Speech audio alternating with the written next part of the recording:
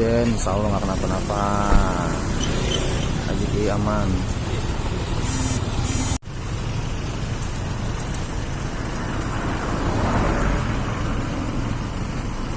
Ada insiden guys, kaca pecah.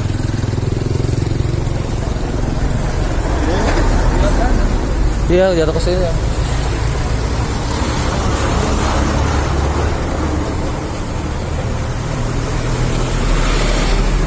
Insiden guys, mudah-mudahan, tapi nggak ada apa-apa sih.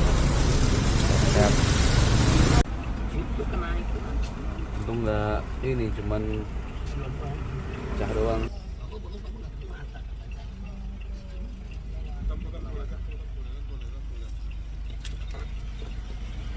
Mau kena nggak? Enggak kan?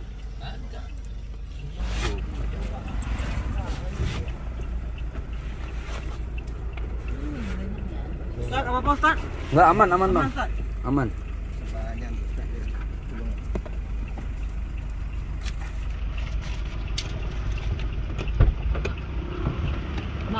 Enggak. Aman tuh kacanya. Maaf ya. Hah? Enggak apa.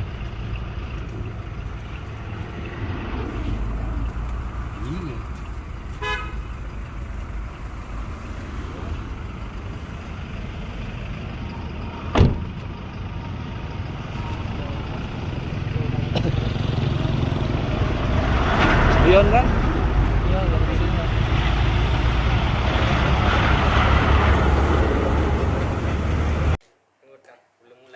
Ustaz, mengenai kabar mengalami kecelakaan itu bagaimana dan kapan ya Ustaz? Bismillahirrahmanirrahim.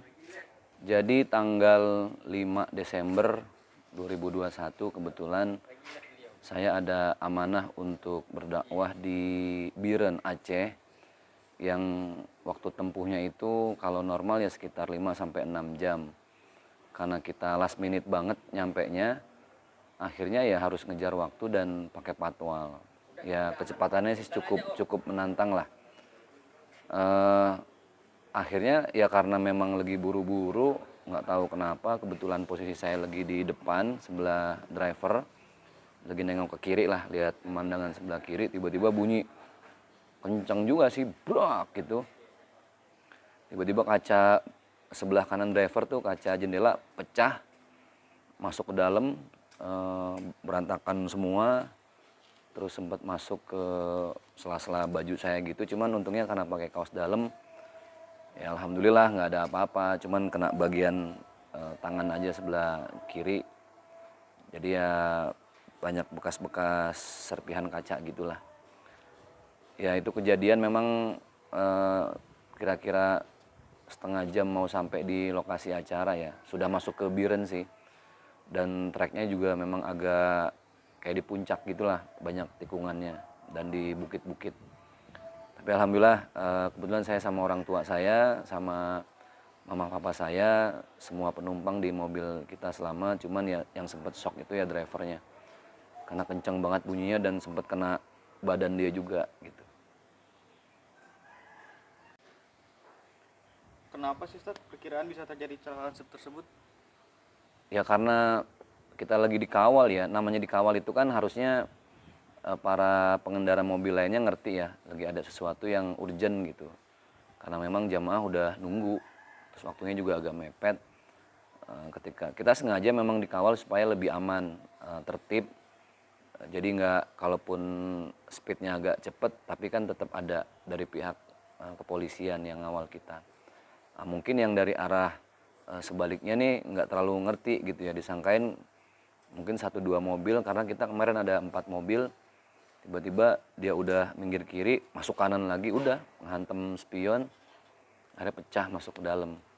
Ya inilah perjalanan dakwah, intinya nggak selamanya perjalanan dakwah itu semulus yang kita harapkan. Tapi alhamdulillah semuanya kita nikmati, mudah-mudahan ada hikmah di balik musibah. Nah, rombongan Ustaz sendiri bagaimana? Apa ada kerugian seperti mobil atau barang-barang lainnya? Kalau kerugian pasti ya, itu kaca sebelah kanan, kaca jendela itu pecah total. Cuman karena dia ada kaca filmnya jadi enggak yang pecah, tiba-tiba pecah semua, enggak. Akhirnya dilakbanin, terus spionnya juga pecah.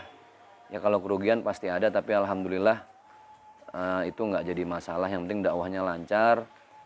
Kita jam 11 udah selesai dakwah, terus jam 2:30 subuh udah berangkat lagi ke Banda Aceh karena saya harus berangkat dakwah lagi ke Pekanbaru. Nah, setelah mengalami hal tersebut, Ustadz tetap melanjutkan perjalanan. Ya alhamdulillah, dakwah must go on, dakwah harus jalan terus selama bisa diantisipasi. Karena kita sempat nyari mobil yang nabraknya itu, kita lihat ke belakang udah nggak ada, mungkin mereka juga takut ya. Ya harusnya sih kita berharap dia putar balik lagi, terus nemuin kita, dia berlin baik-baik gitu loh, supaya ada tanggung jawabnya lah. Tapi nggak tahu kenapa tiba-tiba ngilang. Ya udahlah, polisi juga sempat nanya, gimana Pak Ustadz, kita kejar aja, udah nggak usah apalah, kita lagi mau dakwah biarin aja gitu. Kalau dia ada itikat baik pasti dimanapun kita acara pasti disamperin lah untuk sama-sama tanggung jawab.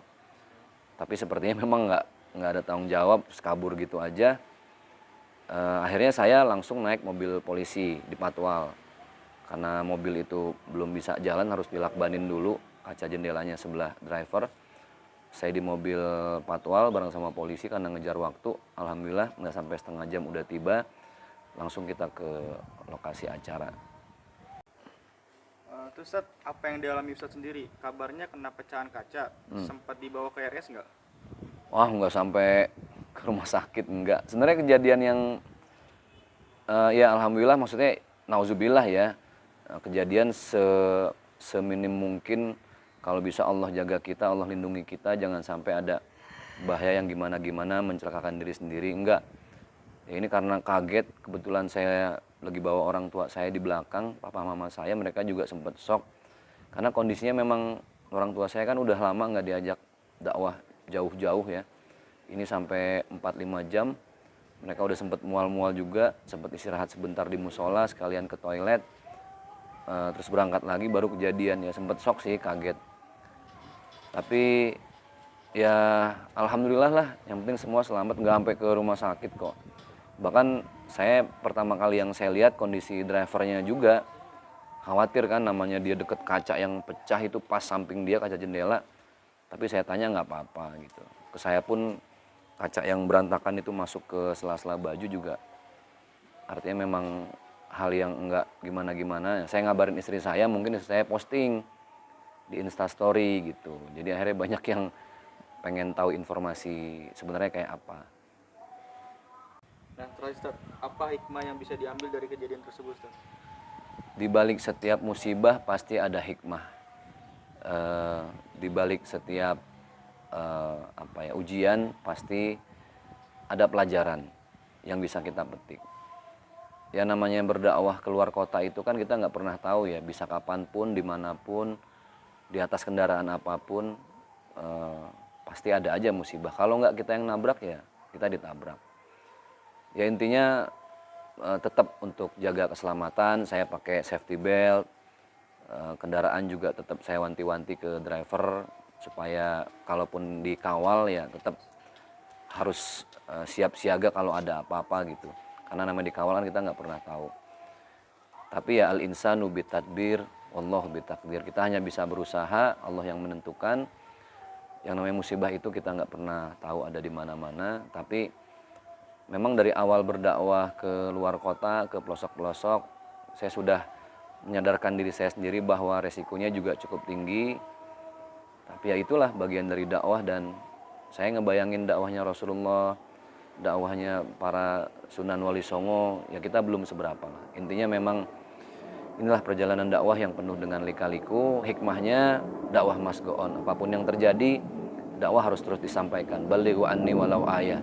Karena pasti masyarakat juga senang, bahagia ketika melihat ada para pendakwah, nggak cuma saya yang datang jauh-jauh dari Jakarta, menemui mereka langsung di pelosok-pelosok. Itu sebuah kebahagiaan yang nggak bisa diukur dengan materi sebanyak apapun.